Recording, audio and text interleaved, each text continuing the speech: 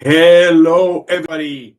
Here we are live from new gigs in Paris, France. And I have relocated here for 2 days, carrying out some business at the HEC campus, one of the universities in Paris, one of the business schools. So we are here for this week, and we have not forgotten about what is important in the world, which is your SQE prep, because we are now, fortunately or unfortunately, just 1 week away from kickoff for SQE1. You guys are excited about this? It depends. It depends. Could be a combination of excitement and sheer panic. So what I was planning to do today, apart from going through our usual stream of sort of SQE1 style questions and having a discussion about this, having a little bit of a discussion of how do you cope mentally and physically through your last days of prep as you're gearing up for SQE1 that is coming up. So I've got a few people watching us live, which is terrific. Hopefully the internet connection is gonna stay up. I've been kind of ping-ponging between various kind of portable Wi-Fi's to make sure that this stays on, but hopefully it's gonna be okay and it's not gonna let us down. Right, so who do we have in the room that is actually prepping for SQE1 next week? Who is it? Do we have any current victims that are in here? And funny thing is, I need to snap out of this mentality of complaining about the SQE, because after I finish this live stream, I'm going into a workshop with Kaplan on how to make MCQs better. So if I walk in with a point of kind of being annoyed about SQE1 and what they've done and what their questions look like at the moment, I don't think I'm going to make a particularly useful contribution. So I'm going to try to be a little bit more positive. I mean, you guys who know me in real life, do you know me as a positive person? Yes, I try to be. Yes. Alrighty, so let's get going. So what I will do is pop up our lovely set of slides that we normally have, that they help us do this. Oop, nope, wrong button. So this that one. Let's see if I manage to do this time, because I'm still battling the effects of not only a different location and different Y. I'm also battling the effects of a new computer, but at least this one seems to have excellent camera, which is not necessarily a good thing, because it means I'm gonna have to kind of start dressing better now that you guys have got clear visuals enough to actually see what I look like. Okay, so here we are. This is our final episode, people. If you have been watching throughout, you will have noticed that there are we had 7. This is stream number 7. So we had 6 streams already, and it's been like 7 weeks. Can you believe that? The thing is that I come up with an idea and I'm thinking, okay, let's do some live streams for the candidates, and let's set them like 6, 7, 8 weeks, 10 weeks I had done last time, and it seems like a tremendous amount of time, and then from one moment to the next, there we are. We hit the last stream. So this is week number 7 in these SQE streams. If you guys want to go back and watch all of them, all of them are available on the YouTube channel. So please feel free to go back and watch the latest episodes. In every one of these live streams, I present a series of multiple choice questions, give tips, discuss with the community, talk about things that are coming up and so on. So it's useful prep. And if you want to immerse yourselves in things SQE, this is probably a fun thing to do. So there are all these streams there. Plus, on the channel, you're going to find all the previous streams, because I used to do kind of batches of live streams previously with kind of similar content. So you can watch these things going back to the beginning of the year. All right, now, what could we possibly say about last-minute preparation tips for the people who are sort of gearing in there and they've got a week to go before the exam jumps out of the woodwork and slaps them in the face? Right. Now, the practical stuff that you need to think about. Perhaps there are two critical areas here in your final days of preparation, right? The first one is a set of practical things that you need to do. And the second is mindful stuff, right? How do you deal with the mental aspects of it and with the anxiety of the exam and so on? So we're going to start with a short presentation of sort of practical tips of how to organize yourselves in the last few days. And then we're going to move into the resilience stuff, how to keep yourself from going crazy. And after that, we're going to go and do some MCQs together to get the juices flowing and to get some MCQ practice in there while we're at it. Okay, now let's start with the first part, which is some practical advice on what you guys ought to be doing in the last few days. Now, perhaps since we've only got a week to go, it is a little late to learn stuff that you haven't touched in the past. Now, hopefully, all of you knew that this was coming, so you have started preparing some time ago, and you have already had like one complete run of the FLK. And now you're probably at the stage that you're making kind of last-minute revisions to bring your capacity up in areas that you're less confident in. That's fine. Unfortunately, it might be too late for you to be looking at aspects of the FLK for the first time if you have never seen them before. So what we're doing now in the last few days, we're sort of shifting from learning stuff to reviewing and consolidating the knowledge that we've got already. Now, I've been having this discussion. I recently went into Reddit. Maybe some of the people joining here are from the Reddit groups. Reddit's actually quite nice because there are kind of real people there connecting and discussing, and it doesn't seem to be inundated with spammers and scammers and bots and stuff. Because our Facebook group is great, and we've got like 4,500 people, or at least members. I don't know if they're all people, but 4,500 members in the Facebook group. But the amount of interaction and discussion is really little. And the vast majority of connection I get is people trying to spam or sell stuff or scam other people. So I spend a lot of time kind of moderating the comments and kind of chopping them off. Reddit, I don't know who does the moderation. There's not me. Reddit appears to either have fantastic moderators or to be like a cleaner environment altogether, because I'm getting some really nice discussions with people there. So, one of the things that I was just telling somebody in one of the Reddit threads was that this is not a traditional law exam. So the SQE is not like exams you've had at uni. At uni, you always had plentiful past exam papers, so you could familiarize yourselves with the format of the exam, the sort of topics that come on, and so on. And you also got into the head of the examiner, because there are stuff that we like to examine and things that we don't, okay? For instance, in contract law, everybody likes modification of contract. Everybody likes practical benefit consideration and duress and misrepresentation and stuff like that. Nobody seems to like mistake and undue influence and, capacity and kind of random stuff like this. So what we do in a traditional law exam is that we tend to stick to the big things that we spend a lot of time teaching and focusing on while we were actually delivering classes. And to make our exams fair to the students, we do focus on the things that we spend more time on. This is not what is happening in the SQE. In the SQE, the entire FLK is examinable. And you don't have teaching, you don't have information, you don't have backup, you don't have anything at all. So what you do have is the FLK, you've got the entire syllabus, and they're telling you the entire syllabus is examinable, and that is it. It's examinable, right? And moreover, the questions are not selected by people. They're selected by machines and then curated by people. Therefore, the computer will kind of allocate the division of questions. And it will try and pick one from every area, because they're trying to examine the entirety of the FLK. And to be honest with you, they've got so many questions available, they actually do have the opportunity to examine the totality of the FLK. So if you're having 180 questions and then a bunch for FLK1 and then a bunch of another 180 for FLK2, then yeah, these are a lot of questions. So they can actually stick multiple questions about every single damn thing that they put in the syllabus.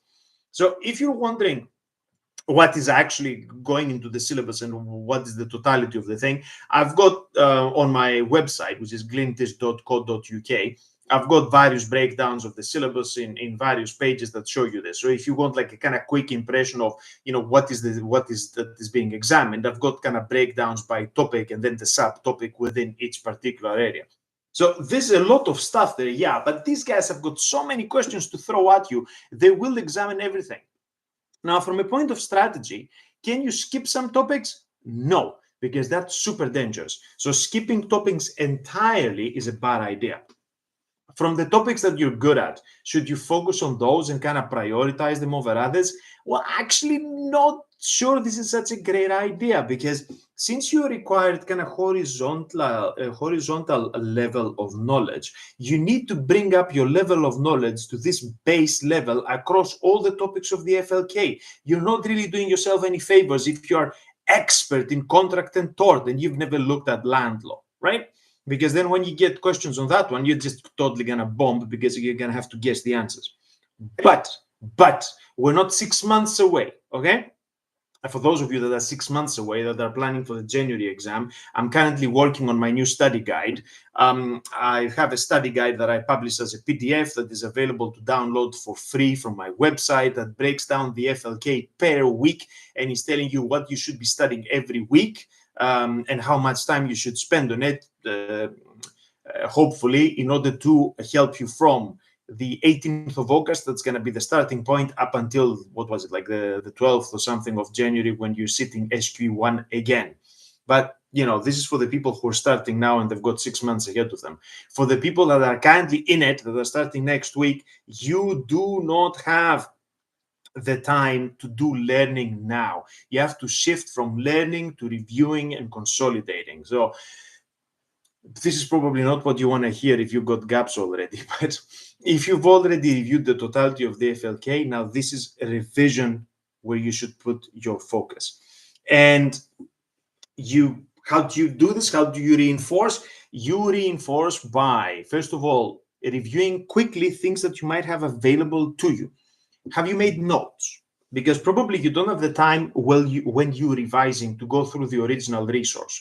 If you're with a prep school, they're probably giving you like kind of really thick volumes to read. You don't really have the time to go through that again.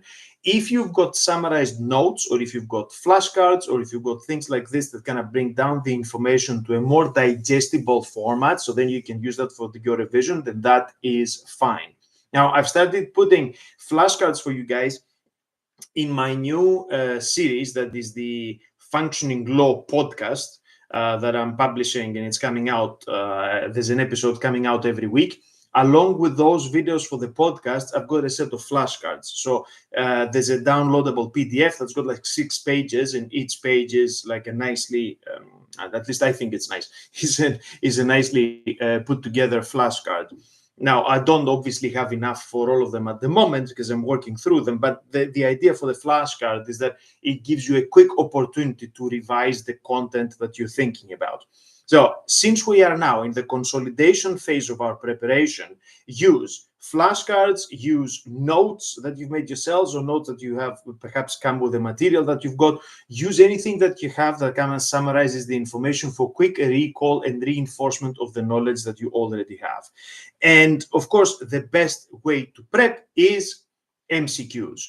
Practice, practice, practice, practice. Go like crazy on the MCQs. Not to the point that you burn yourself out, because a lot of people on the Reddit stream are saying that they're scoring low and they're getting demoralized. That's not the idea, right? Don't approach the MCQs at this stage as a validation of your attainment. Use them as a revision, okay? So I don't think you should be going through the MCQs and thinking, I scored well in this test, okay, forget about it, move on to the next. Did I score well? Forget it, move on. The idea is to focus on the questions themselves as an opportunity to revise the content. So don't worry so much about how much you're scoring in the MCQ tests right now. Focus on what the questions are about, and make a little note if you're coming across a question in, say, probate, and you don't remember anything about it, or you go through a question in, say, criminal procedure, you don't remember anything about that, or something else. Make a little note to then circle back in your revision to those topics. So you're using MCQs not for validation that you're scoring well so you walk into the exam more confidently, but you're using the MCQs to kind of highlight areas where you might have a gap in your knowledge. So that's what we're doing. Now, hopefully this kind of makes sense to you guys. If it kind of resonates and you're finding this valuable, hit the like button so I know that you guys are on it, or put something in the chat. Let me know how your experience this in the chat, so I've got an idea. If you're watching this on the replay, we can do the same thing, and you can put some comments down in the comments box under the video, and then I'll get back to all of those. So that's what we're starting off with. We're very close to the exam. You guys are taking SQE1 in a week. We're very close to be learning stuff for the first time. What we're trying to focus on now is consolidation and revision. And how do we do this? By using smaller, more digestible sets of content like flashcards or notes that we have made. And then we're using the MCQs as a tool for revision. We're not using the MCQs to score and freak ourselves out. We're using the MCQs to remind us and to highlight areas where we might need some additional revision. Okay? All right.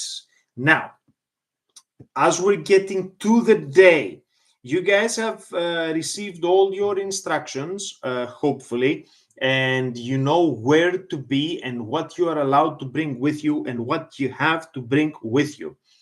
If you are close to the location, do a dry run, okay? Take the train, go, or take the tube and go to the center and have a look around, okay? Familiarity with the environment might kind of ease a little bit the anxiety on the day. So if you do have the time to sort of visit the center, figure out how to get there, figure out where to park, figure out where the door is and all of that stuff, great. If you don't, because physically you're remote and you're going to travel there for the day, I know that Kaplan has done us a solid here by allocating people kind of in towns that are like 500 kilometers away. So if you cannot physically go and do a dry run, walk it.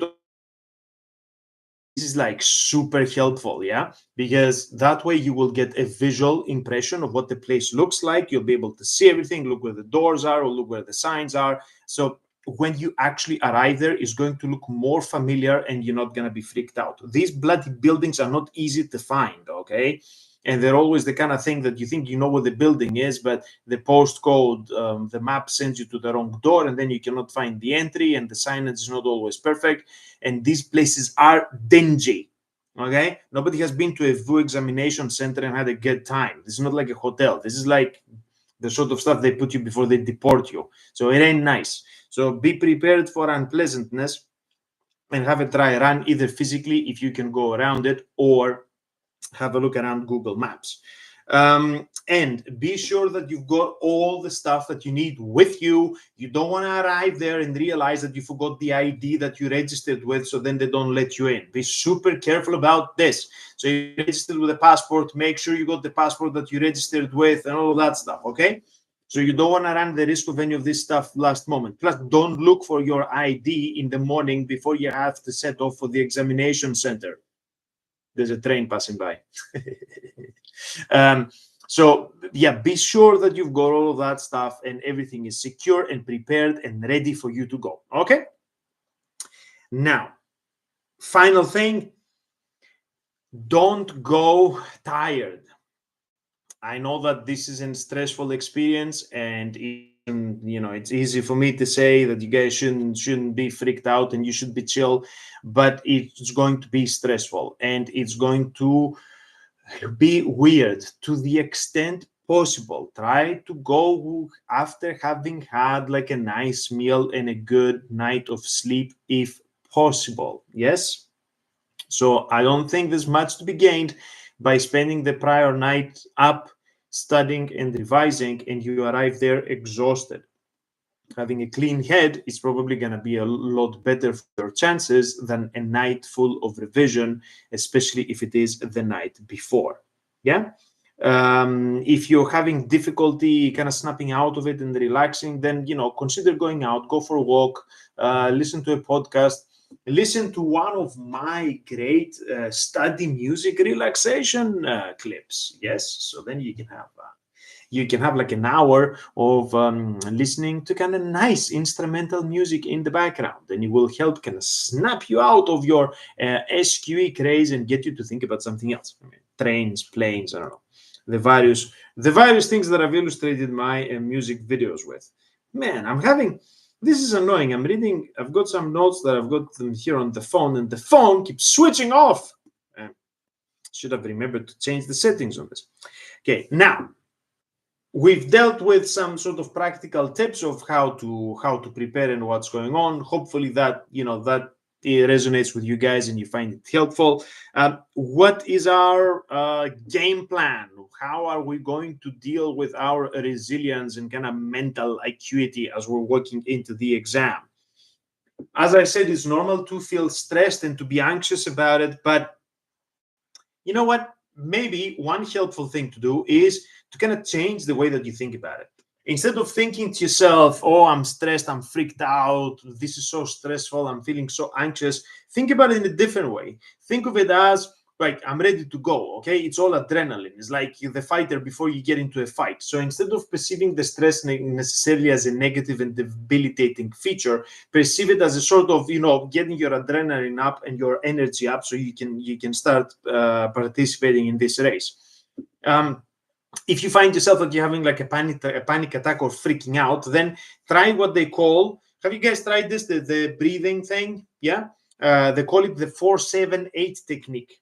So that you breathe through your nose for 4 seconds, then you hold your breath for 7 seconds, and then you exhale slowly for 8 seconds, right? So 4-7-8. Breathe in, hold your breath, exhale slowly. You repeat this a few times. This is a sort of kind of physiological thing. It kind of brings your heart rate down because it regulates your breathing and all of that stuff. So if you feel that you're kind of verging on the panic, try this breathing exercise and it might help kind of calm you down, especially if you kind of feel like you're losing it while you're walking into the exam hall. Now, one of the things that I've told you before in the other streams when we were discussing about the attitude to best approach the MCQs, the way your head works, your initial impression is usually the correct one. So you're really not doing yourselves any favors if you're second guessing yourself. Multiple choice tests work on a little bit subconscious recollection. So the thing that you will initially think is the correct answer is likely to be the correct answer. If you start doubting yourself and you kind of reverse engineering your steps and all of that stuff, then you're more likely to get it wrong. So what you should do is go quickly through the questions. The ones that you're unsure about, instead of lingering, flag them to come back to them, but proceed quickly through the questions that you're confident in and trust your first instinct. Your first impression is likely to be the correct one. Now, of course, as we said, there's quite a lot that kind of goes into addressing MCQs. I've dealt with this like a couple of times in a previous stream, so I don't want to go through it again. I've got a lovely video that's coming out this Saturday, actually, so you guys should watch this. It's kind of taking down and correlating all the information that I've got about how to approach kind of single best answer MCQs, like the ones that we've got for SQE1. So I kind of put like my best ideas in a kind of short video to summarize all this for you guys.